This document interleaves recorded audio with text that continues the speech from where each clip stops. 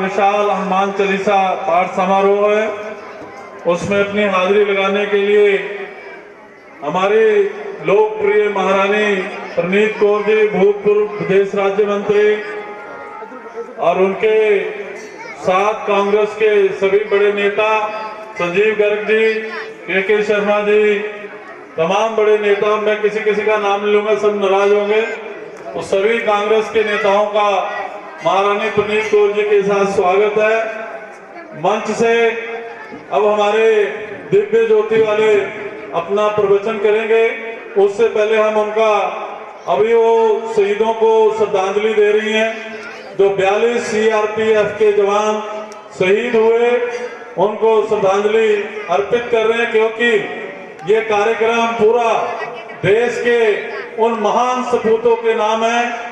जो भी इसमें आज चढ़ावा आएगा वो देश के उन महान सपूतों को, शहादत को प्रणाम करने के लिए देंगे।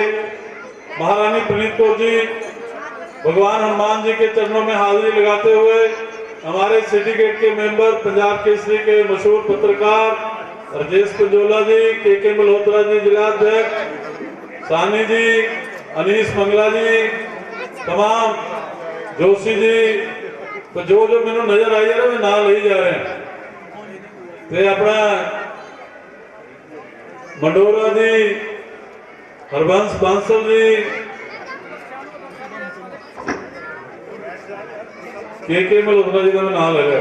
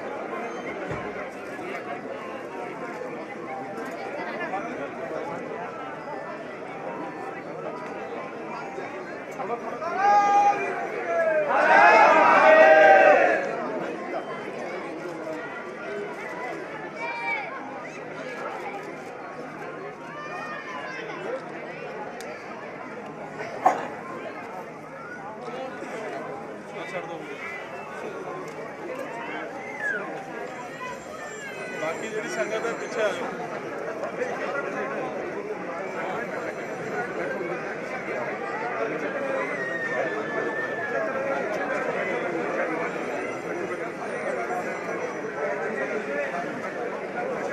सारी संगत के चरणों की बेनती है वो अपनी अपनी जगह पे बैठ जान।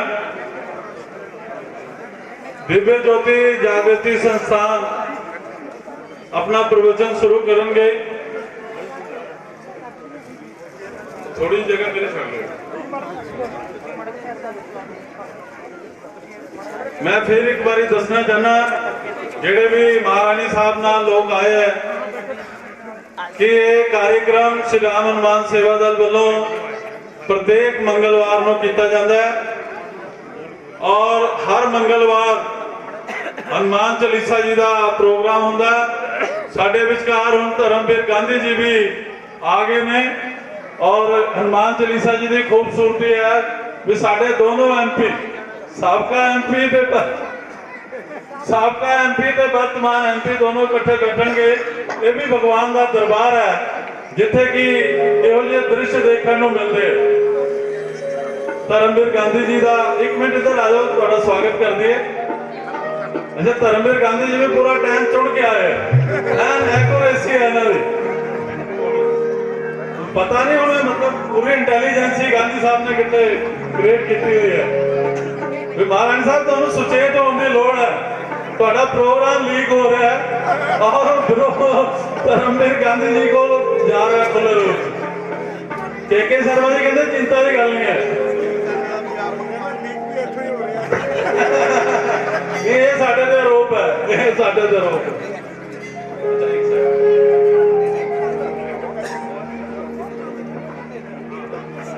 दिव्य ज्योति जागृति संस्थान अब माइक वाले सारी व्यवस्था करने हुई और इस परंपरा के द्वारा समाज के अंदर एक जागृति लेकर के आने का प्रयास किया जा रहा है। मानव समाज के अंदर जागृति का होना सबसे ज्यादा जरूरी है, क्योंकि यदि समाज जागृत नहीं है तो समाज का प्रत्येक वर्ग प्रत्येक इकाई अपने जीवन में किम कर्तव्य विमूढ़ हो जाता है, अपने कर्तव्य को समझ में नहीं पाता है। और आज श्री राम हनुमान सेवा दल अपने इस कर्तव्य का पालन करते हुए समाज की प्रत्येक इकाई को जागृत करने का प्रयास कर रहा है। और हम सभी जानते हैं कि जब इंसान के अंतःकरण के अंदर जागृति का शंखनाद होता है तो फिर कैसा परिवर्तन आता है। ये परिवर्तन यदि कहीं पर देखने को मिलता है तो वह है श्री सुंदरकांड प्रसंग। आप देखिए श्री सुंदरकांड प्रसंग की स्टार्टिंग की देखिए, इसकी शुरुआत ही देखिए। हनुमान जी वानर दल के साथ समुद्र के किनारे पर खड़े हैं और यहीं पर सबके सामने एक बहुत बड़ा प्रश्न है। कौन है जो इस 100 योजन के समुद्र को पार करके लंका नगरी में जाए और माता जानकी की खोज करे। कोई वानर जामवंत जी से कहता है कि मैं 10 योजन जा सकता हूँ, कोई 20 योजन की बात करता है तो कोई 30 कोई 40। अंगद ने कहा मैं जा तो सकता हूँ परंतु आने की कोई निश्चितता नहीं है। तो उस समय जामवंत जी की दृष्टि हनुमान जी पर पड़ी। हनुमान जी जिनके माथे के ऊपर चिंता की लकीरें स्पष्ट दृष्टि गोचर हो रही थी, स्पष्ट दिखाई दे रही थी। उनके मन में भी यही प्रश्न था, कौन है जिस 100 योजन के समुद्र को पार करके माता जानकी के खोज के कार्य को, इस सेवा कार्य को संपन्न करेगा। जामवंत जी हनुमान जी के पास गए। हनुमान जी से जाकर के कहा, अरे हनुमान तुम यहाँ चिंताग्रस्त होकर क्यों बैठे हो? जाओ, तुम जाओ और इस 100 योजन के समुद्र को पार करके माता जानकी तक पहुंचो, उन्हें श्री राम का संदेश प्रदान करो। तो जानते हैं हनुमान जी ने उस समय क्या कहा? हनुमान जी ने कहा, जामवंत जी कैसे बातें करते हैं, जब इतने बड़े बड़े शूरवीर वानर जो इस दल में हैं, जब वो इस 100 योजन के समुद्र को पार नहीं कर पा रहे तो मैं कैसे कर पाऊंगा? तो उस समय जामवंत जी इस बात को जानते थे कि हनुमान जी में शक्तियां थी, परंतु वो शक्तियां अभी जागृत नहीं है। और जब तक ये शक्तियों का जागरण नहीं होगा, राम का यह काज भी संपन्न नहीं हो पाएगा। और उस समय जामवंत जी हनुमान जी की शक्तियों को जागृत करते हुए एक ही विचार देते हैं और वो ये कहते हैं, अरे हनुमान, किसने कहा तुमसे कि तुम कोई साधारण वीर हो? नहीं हनुमान, नहीं, तुम कोई साधारण वानर नहीं हो। अरे तुम तो पवन के पुत्र हो, पवन के पुत्र, पवन के समान बलशाली शूरवीर योद्धा हो। वह तुम ही हो जो राम के इस कार्य को संपन्न कर सकते हो। और जिस समय जाम्बवंत जी ने हनुमान जी को उनकी शक्तियों की याद दिलवाई तो हनुमान जी की शक्तियां जागृत हुई और जैसे ही जागरण हुआ, शक्तियां जागृत हुई तो उनकी यह यात्रा प्रारंभ हो गई और अपने साहस के साथ हनुमान जी इस यात्रा में आगे बढ़ रहे हैं। हम संपूर्ण सुंदरकांड की बात नहीं करेंगे, लेकिन मुख्यतः विचारों पर जरूर विचार करेंगे। सबसे प्रथम जब वो आगे बढ़े तो सबसे प्रथम बाधा के रूप में मैनाक पर्वत आया, जिसने उन्हें प्रस्ताव रखा कि आइए कुछ समय के लिए मेरे ऊपर आकर के विश्राम कीजिए। लेकिन हनुमान जी ने क्या किया? हनुमान जी ने एक ही बात कही कि राम का जब तक मैं कार्य संपन्न नहीं कर लूंगा तब तक मैं विश्राम नहीं करूंगा, मैं विश्राम नहीं कर सकता, मैं अपने जीवन में आलस्य नहीं आने दूंगा। भगवत प्रेमियों, आलस्य इंसान के जीवन की एक ऐसी प्रवृत्ति है जिसके कारण से वह अपने जीवन में अपने कर्तव्य से विमुख हो जाता है। उसके जीवन की जागरूकता, जो उसे कार्य करना है, वो जागरूकता एक प्रकार से लुप्त सी हो जाती है। फिर चाहे हम किसी भी वर्ग की बात करें, चाहे हम व्यक्ति की बात करें, चाहे हम समाज की बात करें और चाहे हम देश की बात करें, जब भी जागरूकता का अभाव होता है, कर्तव्य कर्म उसके जीवन से दूर हो जाता है। अब आप देखिए, एक व्यक्ति यदि वह अपने कर्तव्य के प्रति जागरूक नहीं है, अपने कर्तव्य के प्रति जागरूक नहीं है, तो वह अपने परिवार का सही ढंग से पालन पोषण कर ही नहीं पाएगा, वो अपने बच्चों के लिए कुछ कर नहीं पाएगा और उनके एक प्रकार से उसका जो परिवार है, परिवार एक प्रकार से विनाश की स्थिति को ही प्राप्त कर लेगा यदि व्यक्ति स्वयं अपने जीवन में जागरूक नहीं है अपने परिवार के प्रति। और आप स्वयं देखिए, एक एक व्यक्ति से मिलकर समाज बनता है और समाज की सबसे छोटी इकाई है व्यक्ति। और यदि इस समाज की हम बात करें तो समाज यदि जागरूक नहीं है तो समाज की यह जो संस्कृति है जिस पर हम इतना मान करते हैं, जिस पर हम इतना अभिमान करते हैं, गर्व करते हैं, ये समाज की संस्कृति भी नष्ट भ्रष्ट हो जाती है, इंसान अपनी जड़ों से दूर हो जाता है। और आज ऐसा ही हो रहा है हमारे इसी भारत देश के अंदर।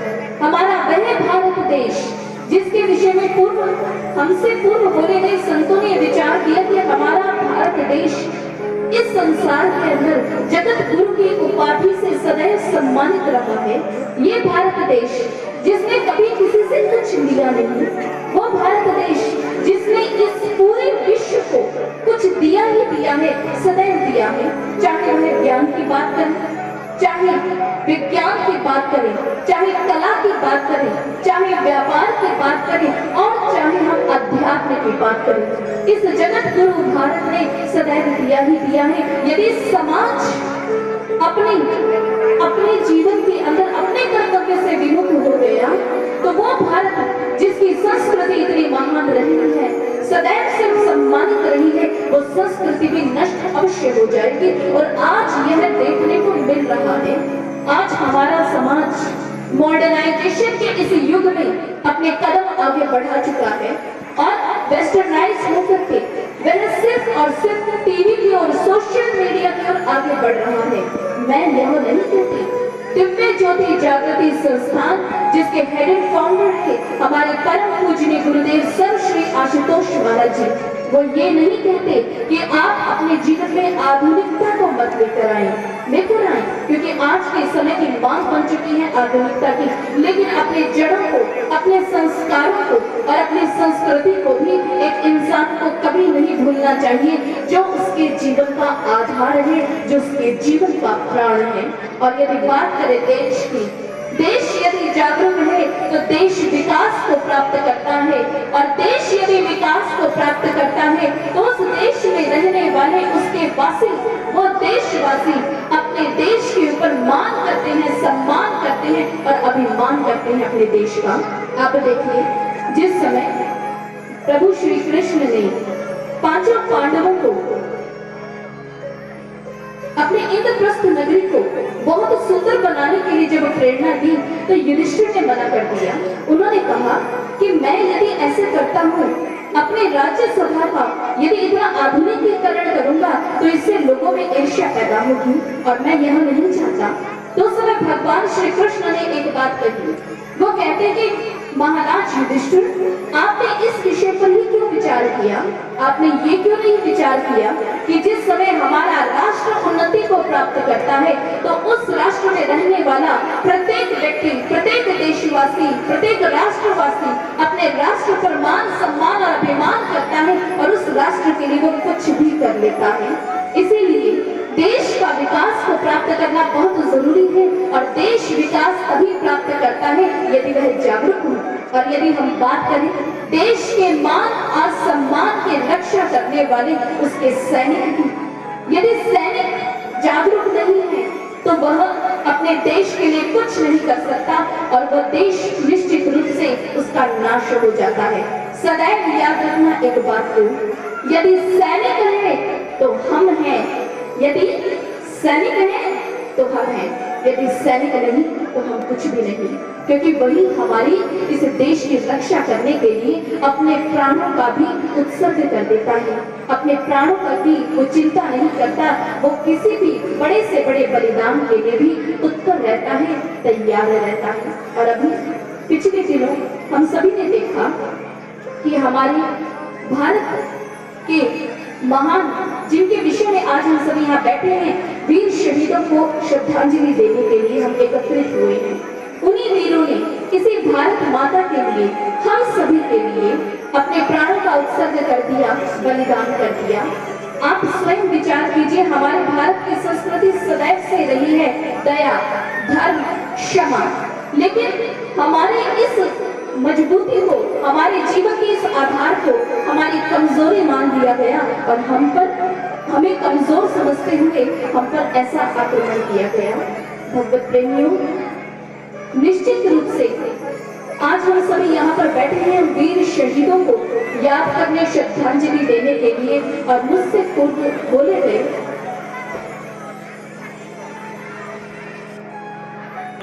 पूर्व विदेश राज्य मंत्री महारानी प्रणीत कौर जी, वर्तमान में सांसद श्री धर्मवीर गांधी जी मौजूद हैं। हमारी परंपरा के अनुसार हम किसी भी नेता को भाषण के लिए आमंत्रित नहीं करते, लेकिन क्योंकि हमारा ये कार्यक्रम देश के सपूतों के नाम है और उनके शहादत को हम प्रणाम कर रहे हैं, तो मैं महारानी साहिबा से भी निवेदन करूंगा कि वो दो शब्दों में उनको श्रद्धांजलि दें। आज राष्ट्र के सपूतों को अपने शब्द कोश से, क्योंकि हमने तो ये पूरा ही कार्यक्रम, इसका पूरा चढ़ावा उन शहीदों को, सपूतों को, उनकी शहादत